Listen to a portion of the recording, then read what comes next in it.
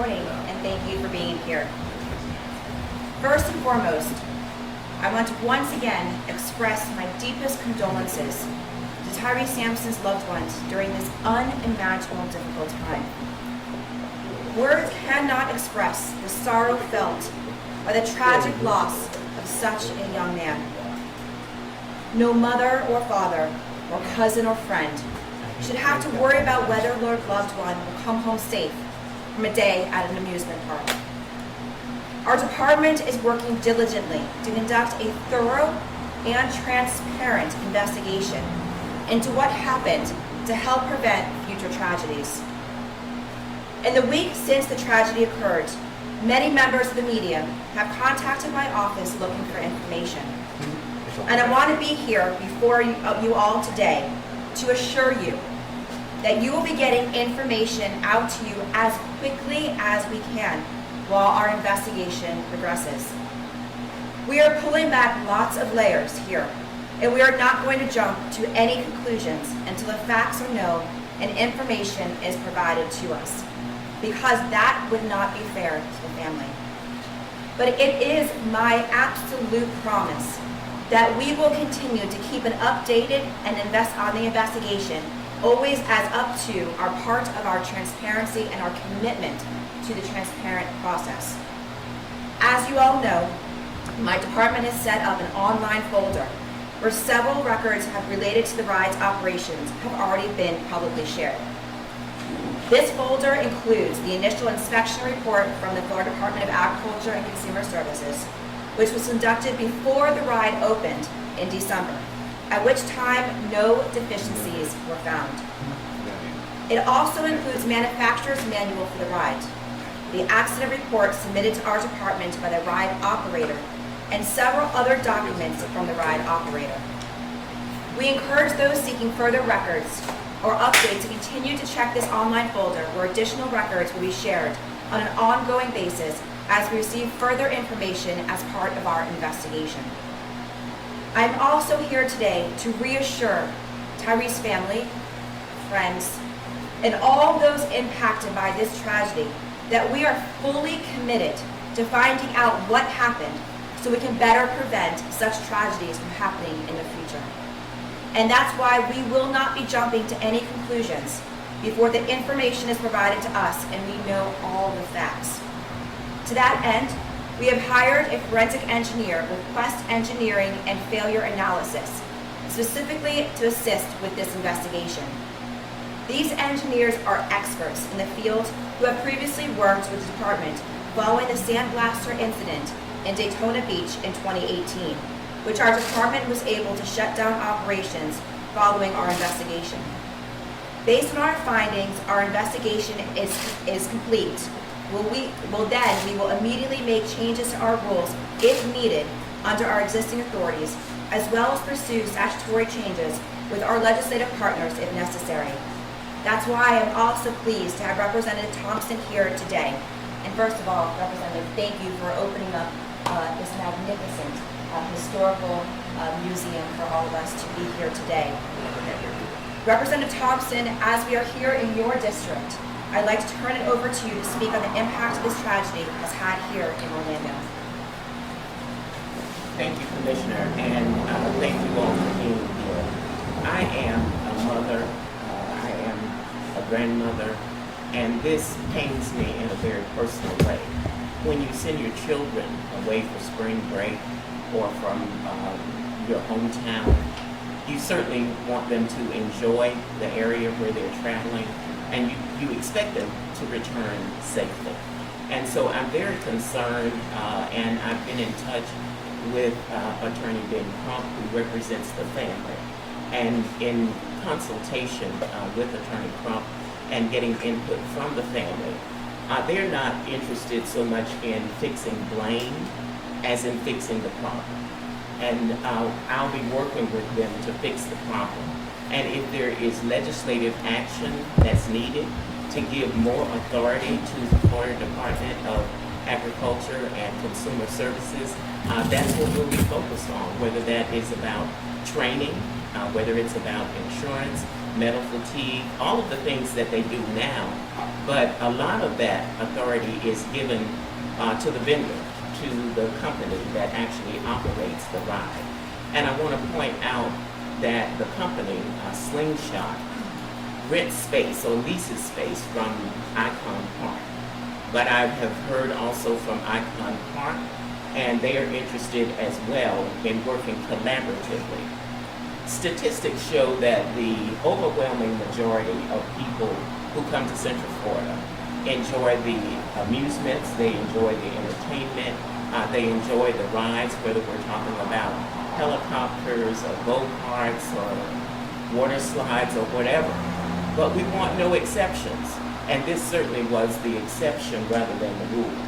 So we will be looking at legislation once we get the report following the investigation that Commissioner Freed has already referenced. Once we get that report, we'll know the direction that we need to take with regard to legislation. But I have committed to the family and commit to this community, and I'll be working to bring all of the stakeholders together. I've committed to filing the Tyree Sampson bill in the legislature that would address the problems that are identified once we get the investigation. At this point, we don't have all of the facts, so we can't, in terms of a knee-jerk reaction, say this is what needs to happen. But once we have the investigation, I'll be working on the Tyree Sampson bill to address whatever the problems are.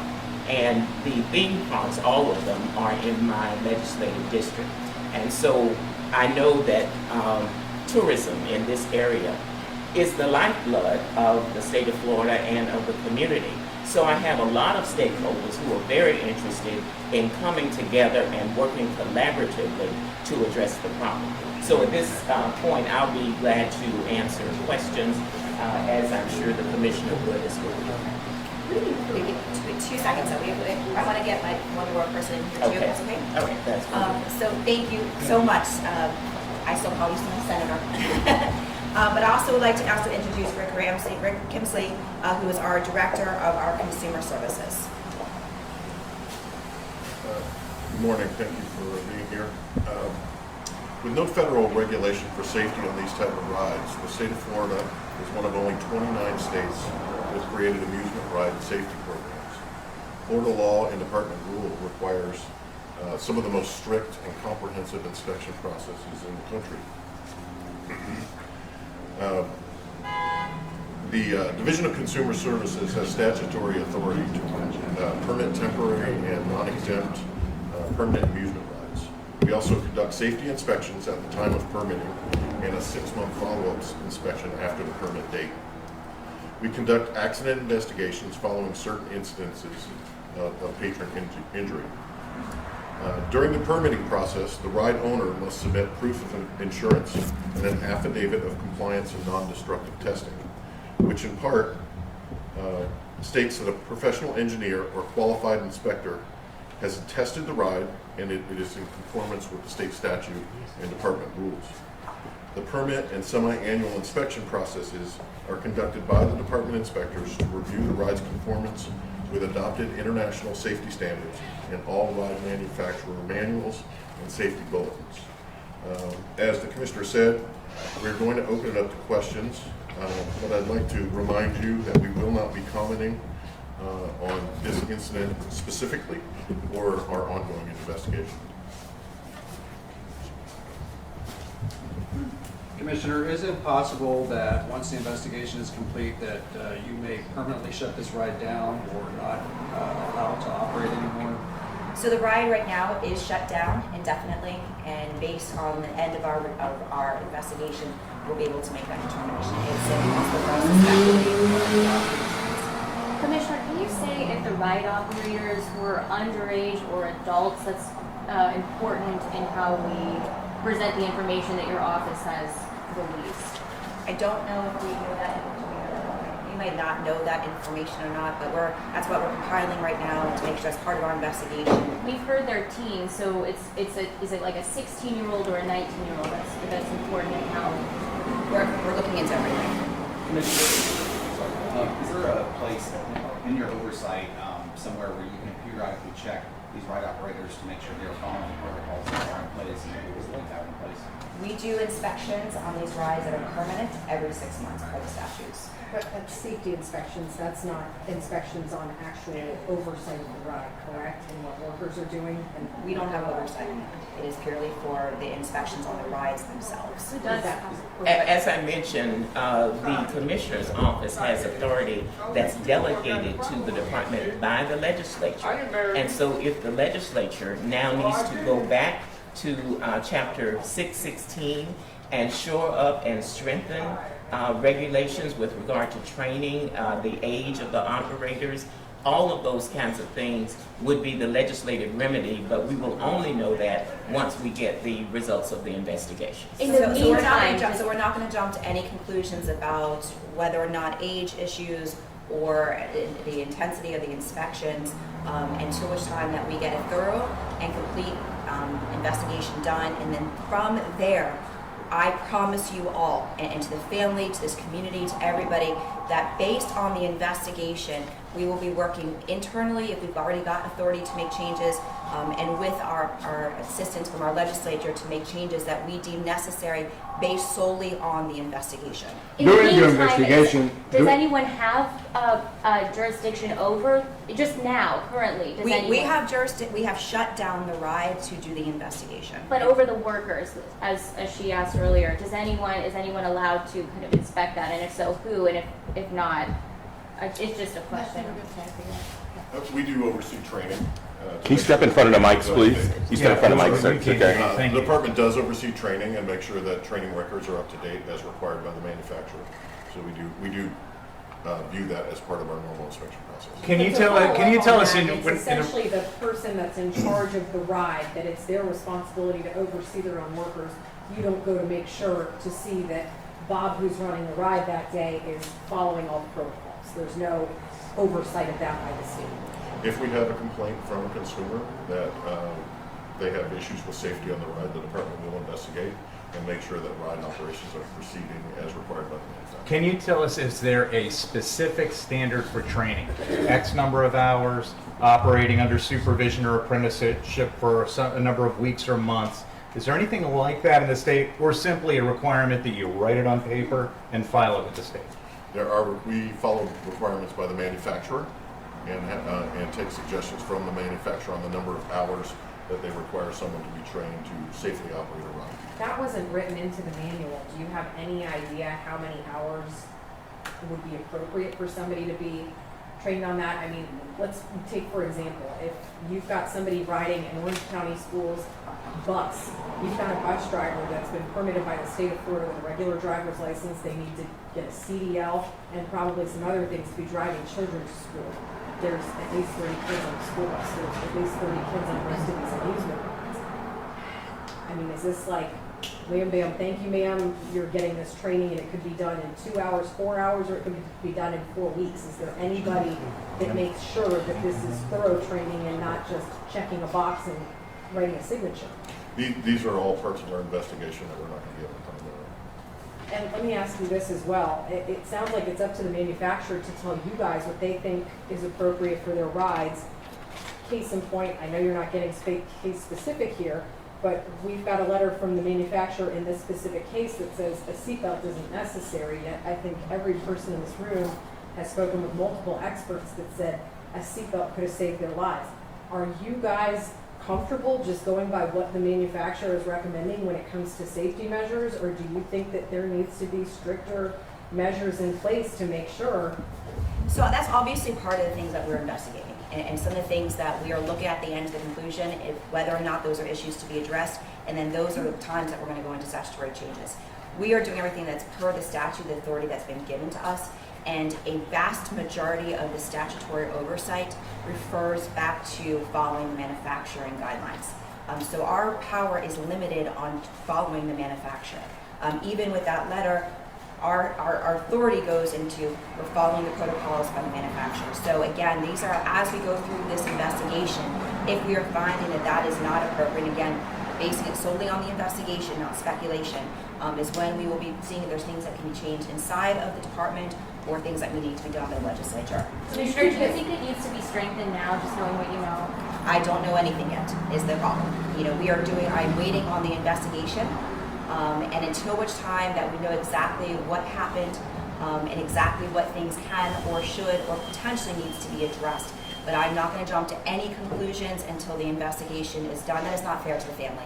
I mean, the family is gonna need to know what happened, and we are not gonna speculate until which time, because that family needs closure too, and know that based on what happened, that we are addressing that situation. During your investigation, do you find anything before that can worry us about this attraction? I did. If you found during the investigation something that you brought to the department before the first inspection? No, when our inspection was done in December to open up the ride, we went through everything that we have to do through the protocols of the manual, of the manufacturer's manual, everything that we saw that we inspected to open up the ride. We followed the protocols, we followed the manual, and everything was up to par per the manual of the manufacturer. Are you comfortable with their protocols? Can you tell us, have you spoken personally with any family member? I have not spoken personally with family members as yet. Is your office comfortable with those protocols? To let them know that there's a maximum weight limit? I said, is your office comfortable with those protocols? We oversee and inspect thousands of rides throughout the entire state. And so we have to, per the statute, per the protocols across the entire state, follow the manufacturing guidelines. That is what is mandated to the Department of Agriculture. We have no authority to question a manufacturer's protocols unless we have received some type of consumer complaint, and then we follow up, whether it's the manufacturer or the operator, based on that consumer complaint. But at the time when this was open in December, we followed the protocols, we followed the manual of the manufacturer, and everything was exactly as per the manual. There are a lot of rides around the state, a lot of older rides that have added seat belts over the years for added protection of safety. Can the state make manufacturers add the seat belts in so that something like this doesn't happen? Again, we are, for this ride in particular, so I'm only gonna, this ride in particular, we are going to, can't jump to that conclusion until the investigation is done. And then we'll make sure we look through if other changes need to be made for the future. And based on the investigation, I think it may be that we will look at seatbelts. You and I drive cars that have seatbelts and airbags. So I think redundancy is a good thing. And it may be that the investigation will point out that not only the harness, but an additional safeguard, which would have been a seatbelt, could have saved Tyree's life. Do you think you owe it to consumers in the state of Florida to let people know that there is a maximum weight on some of these rides? So we go through, so first of all, there are rides that are in throughout the entire state that do have weight limits. And it is up to, unfortunately, this is again things that we're going to be looking into as we go through this investigation, is we have to rely on them. Our charge responsibility is relying on the manufacturers, how their protocols are put into place, the things, the signage that they're putting into place. We follow the manual. And those are, again, per the investigation, and that is something that should be addressed. At that time, we will address it. The state statute though says explicitly that signage should be posted about height, weight restrictions, and you're saying based on the way the law is written that it actually falls on the manufacturer's shoulders. That is correct. Have you seen any of the video of this accident? I unfortunately have.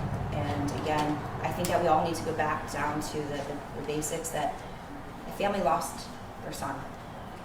And no family should have to go through what they are going through right now.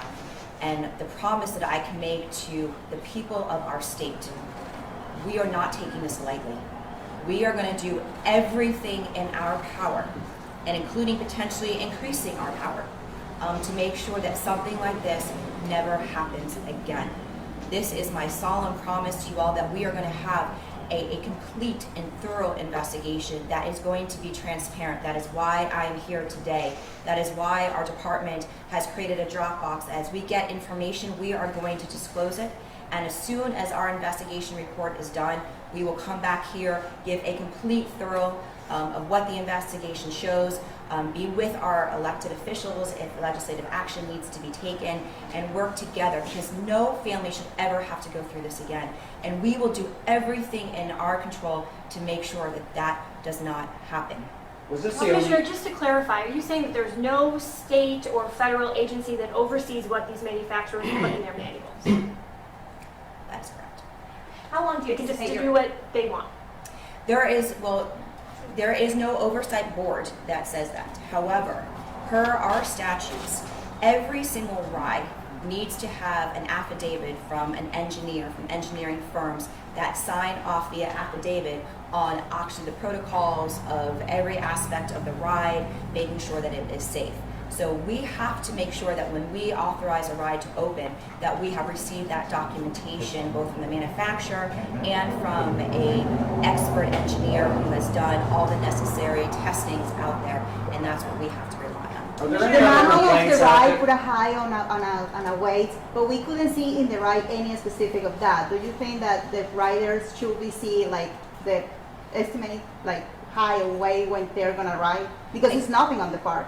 Again, we're going to go through the investigation. We're not going to jump to any conclusions of what, at this point, we're going to go through the investigation and make changes based on the output of the investigation. Are there any other complaints or incidents besides this one that you guys are reviewing and we will be getting, or? Not that I'm aware of. Commissioner, how long do you anticipate your investigation to take? It's going to take as long as we need to. We are not going to rush this. Is there any other question that we could answer at this point? So The theme yeah, parks, what so are other the theme que- parks saying about this? Yeah. Have you been in touch with other theme parks, not just Icon Park? Have they reached out to your office?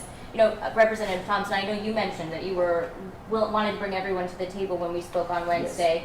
Have they reached out to you? What are they saying? I mean, this is a major industry here in Central. My staff is working to organize a meeting of the amusement park riders, and I visited Ripley's Believe It or Not earlier this year during a meeting of the Association of Amusement Parks.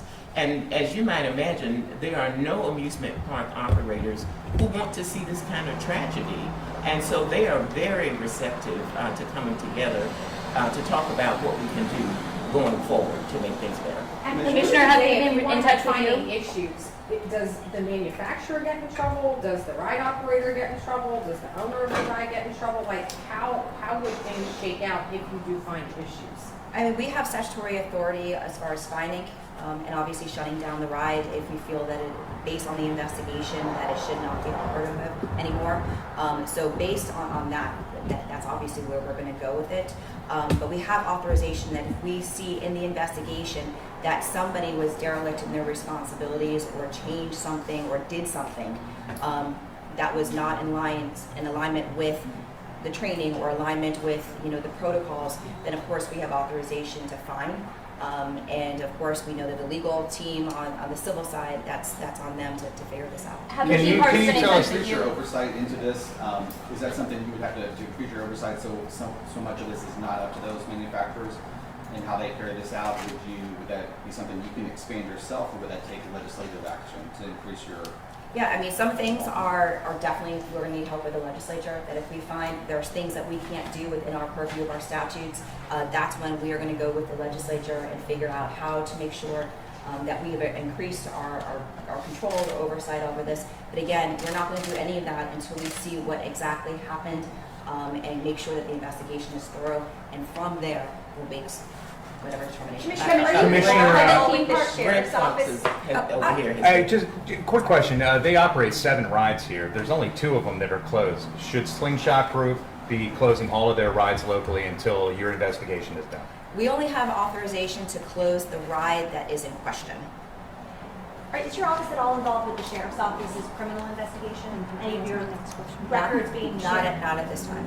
And have the theme parks reached out to you specifically, just to circle back on this question? Not that I'm aware of, but no, none of the other theme parks have reached out to us.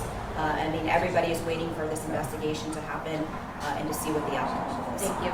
And we're taking the initiative out of my district office to bring the theme park, all of the theme parks are in my House District 44. So we are taking the lead and saying, let's all come together to see how we make sure there's not a reoccurrence of what happened with Slingshot. Thank you for Can you clarifying. explain what Quest Engineering can do that your inspectors aren't able to do, like what goes into their work? That's plus. The forensic engineers, like what are they able to do? Yeah, they will help us look at the engineering of the ride and come up with anything.